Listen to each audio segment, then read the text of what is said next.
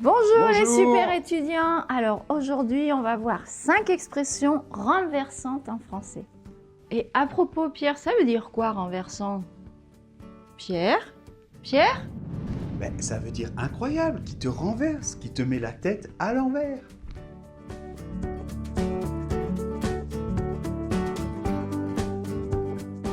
Bon, alors ce qu'on va faire, c'est qu'on va faire un petit jeu. C'est-à-dire que je vais dire l'expression et toi, Noémie, tu vas essayer de deviner le sens de l'expression. Parce que je pense que celle-ci, tu les connais, Et vous pas, aussi, je vous crois. pouvez essayer de deviner. Bien sûr. Et comme toujours, n'oubliez pas de vous abonner à la chaîne YouTube pour ne rater aucune des vidéos, pour ne pas rater les concours, les offres.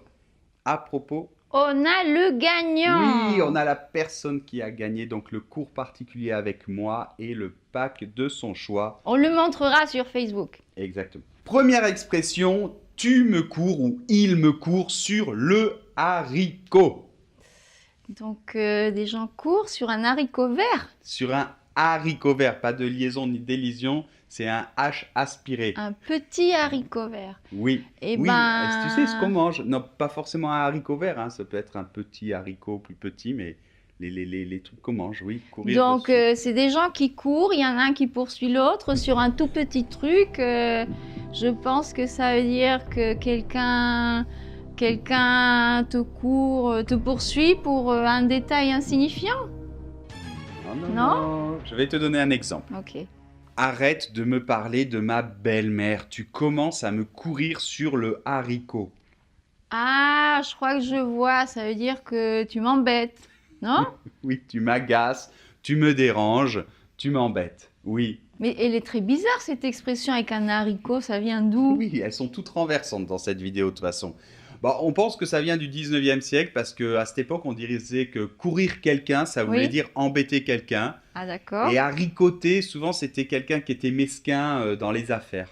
Alors, deuxième expression, attention, celle-là, elle est un petit peu... Il y a un gros mot dedans, un petit gros mot. C'est avoir le cul bordé de nouilles. Elle est horrible. Bon, alors attends, je vais l'expliquer quand même, parce que le cul, ça se prononce Q comme la lettre Q, Oui. et ça s'écrit C-U-L, hein, d'accord? Oui. Alors le cul, en fait, c'est un Donc, mot les très fesses. utilisé, c'est les fesses, le derrière, Donc, t'as d'accord? comme des spaghettis sur les fesses. Ce ne sont pas des spaghettis, ce sont des nouilles. Bon, c'est des pâtes, hein, qu'on mange, les nouilles, très Bon, communes. ben... Et bordé, ça veut dire autour d'eux, quoi. Mais je pense que t'as une indigestion, t'as mal au ventre, t'es pas bien du ventre. Non, non, non, non, non, pas exactement. Donc, Oui. allez, je vais dire un exemple pour Oui, t'aider. oui, c'est mieux. Il a encore gagné au loto, à la loterie. Il a vraiment le cul bordé de nouilles.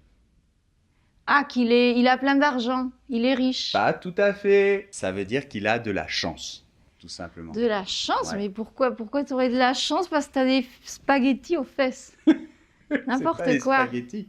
Alors, en fait, déjà, on dit souvent « il a du cul », ça veut tout simplement dire « il a de la chance ». Oui. Ça, on le dit depuis le début du XXe siècle, en Et fait, du à bol, peu près. non? Du Oui, bol? on dit aussi « il a du bol » et on dit aussi « il est cocu ». Être cocu, c'est quand ta femme te trompe, par exemple, avec un autre homme. Mais ça Le veut dire contraire. aussi t'as de la Et chance. ça veut dire tu as de la chance. Bon. Ah. Alors, il a du cul, de la chance, et le cul bordé de nouilles, on dit que ça vient de Marseille, parce qu'à Marseille, c'était près de l'Italie, on mangeait beaucoup de pâtes. Oui. Alors, peut-être que ça a dérivé vers là.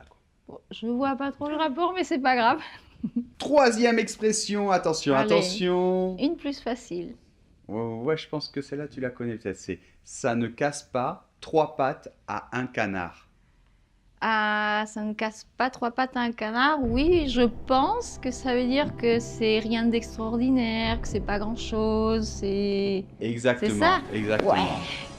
Alors, tu peux nous donner un exemple? Oui, allez, je vais faire un exemple. Par exemple, Jean-Marc disait que ce film était incroyable, mais franchement, ça ne casse pas 3 pattes au canard. Hein. Au canard. Lequel?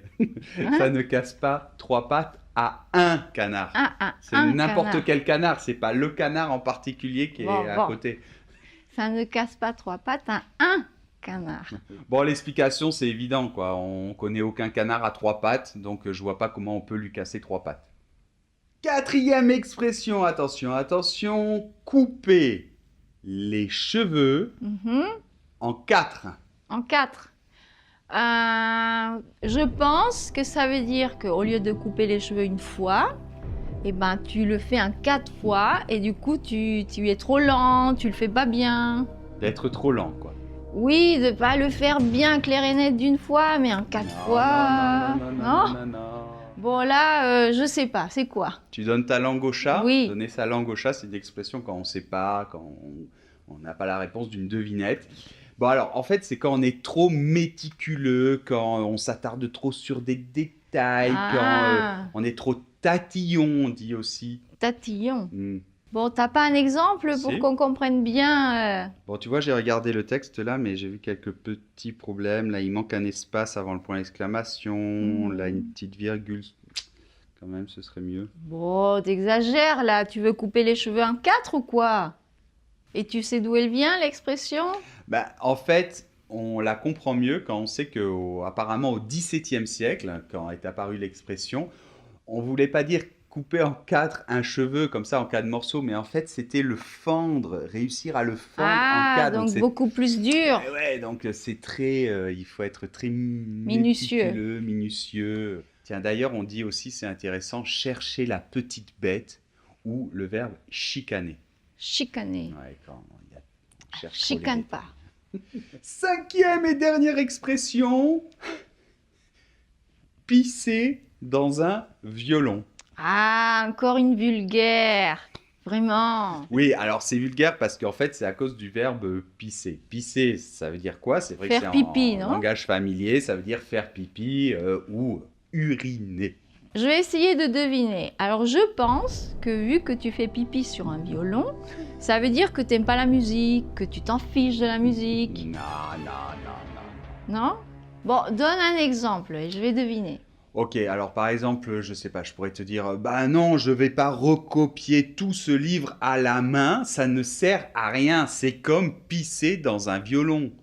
Ah, donc ça veut dire que ça sert à rien, c'est Oui, c'est inutile. inutile, c'est faire un effort en vain. Pour rien. Inutile.